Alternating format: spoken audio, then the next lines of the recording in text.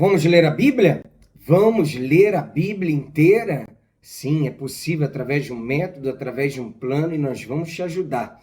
A Bíblia 365 de noite da SBB, ela já tem um plano todo organizado, estaremos disponibilizando as páginas da nossa Bíblia aí para você. É só você vir com a gente. Não é inscrito no canal, se inscreva no canal, like também e compartilhe para os seus contatos e grupos. Está chegando novo? Segue daqui para frente as leituras que já tivemos, vai atualizando aos pouquinhos. Nós temos uma playlist aqui no nosso canal, Leitura Anual Bíblica, entra na mesma e vai atualizando aos poucos, tá bom? Vamos à leitura de hoje. Dia 308, nós vamos ler Ezequiel 10 e 11, Naum capítulo 3, Lucas capítulo 18, a partir do verso 18. Ezequiel 10. A visão das brasas de fogo. Olhei, e eis que, no firmamento que estava por cima da cabeça dos querubins, havia algo como uma pedra de safira, e que parecia ser um trono. E falou ao homem vestido de linho: Vá por entre as rodas até debaixo dos querubins e encha as mãos com brasas acesas que estão entre os querubins. Depois espalhe as brasas sobre a cidade. Ele entrou enquanto eu o observava. Os querubins estavam no lado sul do templo quando o homem entrou e uma nuvem encheu o átrio interior. Então a glória do Senhor se levantou de sobre o querubim e foi para a entrada do templo. O templo se encheu da nuvem e o átrio ficou cheio do brilho da glória do Senhor. O ruído das asas dos querubins se ouviu até o átrio exterior, como a voz do Deus Todo-Poderoso, quando fala. Quando o Senhor ordenou ao homem vestido de linho que fosse tirar fogo do meio das rodas, do meio dos querubins, ele entrou e se pôs junto às rodas. Então um dos querubins estendeu a mão para o fogo que estava entre eles, pegou algumas brasas e as pôs nas mãos do homem que estava vestido de linho, o qual as pegou e saiu. Os querubins tinham debaixo das suas asas o que parecia ser mão humana. A visão das 4 rodas. Olhei e eis 4 rodas junto aos querubins, uma roda junto a cada querubim. O aspecto das rodas era brilhante como pedra de berilo. Quanto ao seu aspecto, as 4 rodas tinham a mesma aparência. Eram como se uma roda estivesse dentro da outra. Quando elas andavam, podiam ir em 4 direções e não se viravam quando se moviam. Para onde a primeira roda ia, as outras seguiam, e elas não se viravam quando se moviam. Todo o corpo dos querubins, suas costas, as mãos, as asas e tanto as rodas estavam cheias de olhos ao redor. Quanto às rodas, pude ouvir que foram chamadas de giratórias. Cada um dos seres viventes tinha 4 rostos. O primeiro era rosto de querubim, o segundo rosto humano, o terceiro rosto de leão e o quarto rosto de águia. Os querubins se elevaram. Estes eram os mesmos seres viventes que vi junto ao rio Quebar. Quando os querubins se moviam, as rodas se moviam ao lado deles. Quando os querubins levantavam as suas asas para se elevarem da terra, as rodas não se separavam deles. Quando eles paravam, as rodas paravam. E quando eles se elevavam, as rodas também se elevavam, porque o espírito dos seres viventes estava nelas. A glória de Deus abandona o templo. Então a glória do Senhor saiu da entrada do templo e parou sobre os querubins. Os querubins levantaram as suas asas e se elevaram da terra à minha vista. Quando saíram acompanhados pelas rodas, pararam à entrada do portão leste da casa do Senhor e a glória do Deus de Israel estava no alto sobre eles. Estes eram os mesmos seres viventes que vi debaixo do Deus de Israel, junto ao rio Quebar, e fiquei sabendo que eram querubins. Cada um tinha 4 rostos e 4 asas, e debaixo das asas o que parecia mãos humanas. A aparência dos seus rostos era como a dos rostos que eu tinha visto junto ao rio Quebar. Tinham o mesmo aspecto, eram os mesmos seres, cada um andava para a sua frente. O juízo de Deus contra os chefes do povo. Então o Espírito me levantou e me levou ao portão leste da casa do Senhor, a qual dá para o leste. À entrada do portão estavam 25 homens. No meio deles vi Jazanias, filho de Azor, e Pelatias, filho de Benaias, chefes do povo, e disse-me: Filho do homem, são estes os homens que planejam o mal e dão conselhos perversos nesta cidade. Eles dizem: não está próximo o tempo de construir casas. Esta cidade é a panela e nós somos a carne. Portanto, profetize contra eles, profetize, ó filho do homem. Então o Espírito do Senhor caiu sobre mim e me disse: Fale, assim diz o Senhor.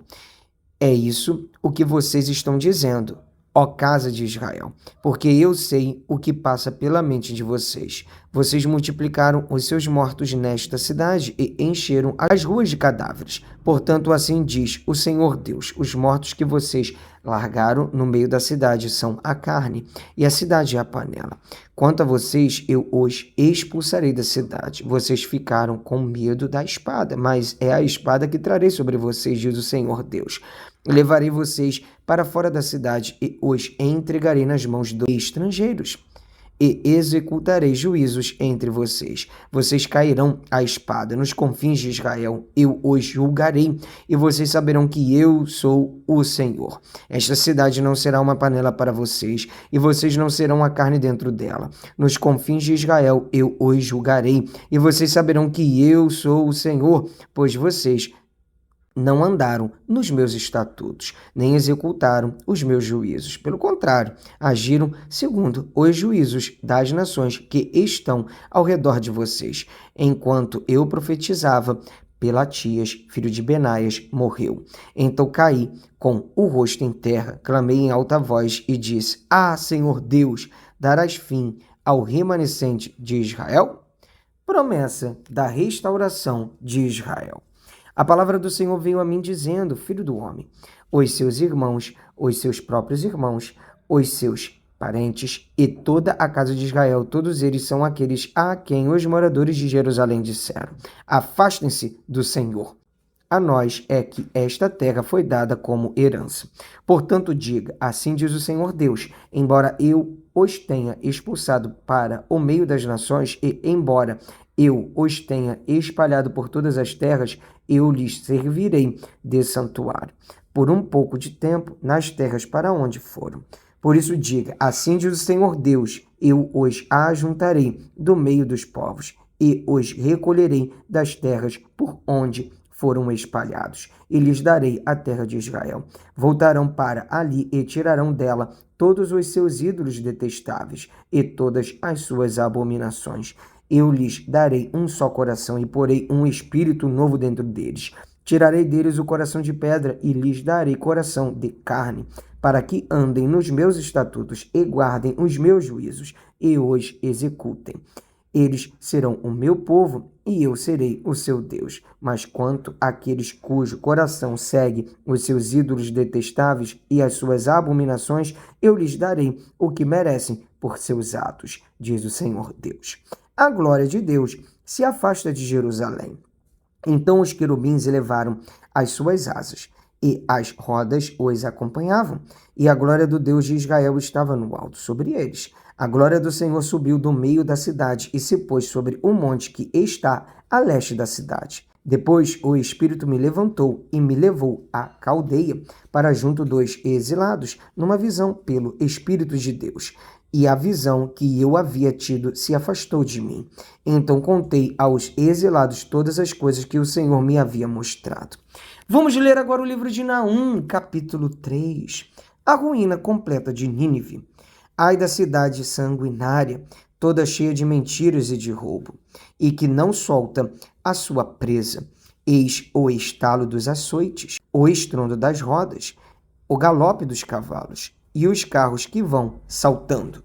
Os cavaleiros que esporeiam, as espadas brilhantes, as lanças reluzentes, uma multidão de feridos, massa de cadáveres, mortos sem fim, chegam a tropeçar sobre os mortos. Tudo isso por causa da grande prostituição, da bela e encantadora prostituta, da mestra de feitiçarias, que seduzia as nações com a sua prostituição, e os povos com as suas feitiçarias. Eis que eu estou contra você, diz o Senhor dos Exércitos. Levantarei as abas de sua saia sobre o seu rosto, e mostrarei às nações a sua nudez. e aos reinos as suas vergonhas. Vou jogar sujeira sobre você, tratá-la com desprezo e transformá-la em espetáculo.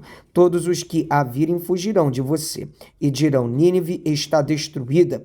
Quem terá compaixão dela? De onde buscarei quem a console? Será que você é melhor do que Tebas, que estava situada junto ao Nilo, cercada de águas, protegida pelo mar e tendo as águas por muralha? A Etiópia e o Egito eram a sua força. Força sem limites. Puti e Líbia eram seus aliados. Todavia ela foi levada ao exílio. Foi para o cativeiro. Também os seus filhos foram despedaçados nas esquinas de todas as ruas. Sobre os seus nobres lançaram sortes, e todos os seus grandes foram presos com correntes. Também você, Nínive, será embriagada e se esconderá. Também você procurará um refúgio contra o inimigo. Todas as suas fortalezas são como figueiras, como figos prematuros. É só sacudir a figueira, que os figos caem na boca de quem os há de comer. Eis que os seus soldados são como mulheres. Os portões do seu país estão completamente abertos para os seus inimigos. O fogo destruiu as trancas. Tire água para o tempo do cerco. Reforce as suas fortalezas. Entre no lodo e pise o barro. Pegue as formas para fazer tijolos. No entanto, você será consumida pelo fogo e exterminada pela espada. Como fores devoradas pelos gafanhotos, multipliquem-se como os gafanhotos. Tornem-se tão numerosos como eles. Os seus negociantes eram mais numerosos do que as estrelas do céu, mas como gafanhotos, bateram asas e voaram. Os seus príncipes eram como gafanhotos e os seus chefes como gafanhotos grandes que pousam nos muros em dias de frio. Quando o sol aparece, voam embora e não se sabe para onde vão. Os seus pastores dormem, ó rei da Assíria.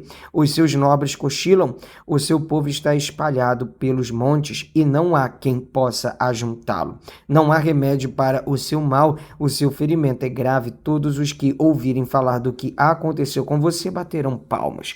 Pois quem não foi vítima da sua crueldade sem fim?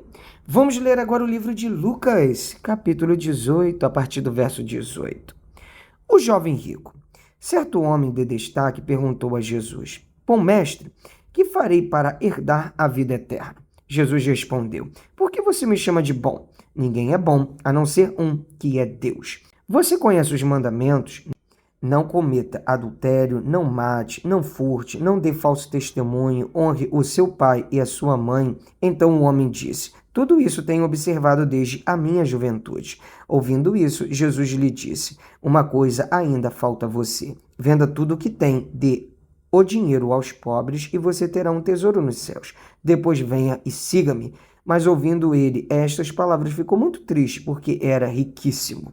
O perigo das riquezas. Jesus, vendo-o assim triste, disse: Como é difícil para os que têm riquezas entrar no reino de Deus. Porque é mais fácil um camelo passar pelo fundo de uma agulha do que um rico entrar no reino de Deus.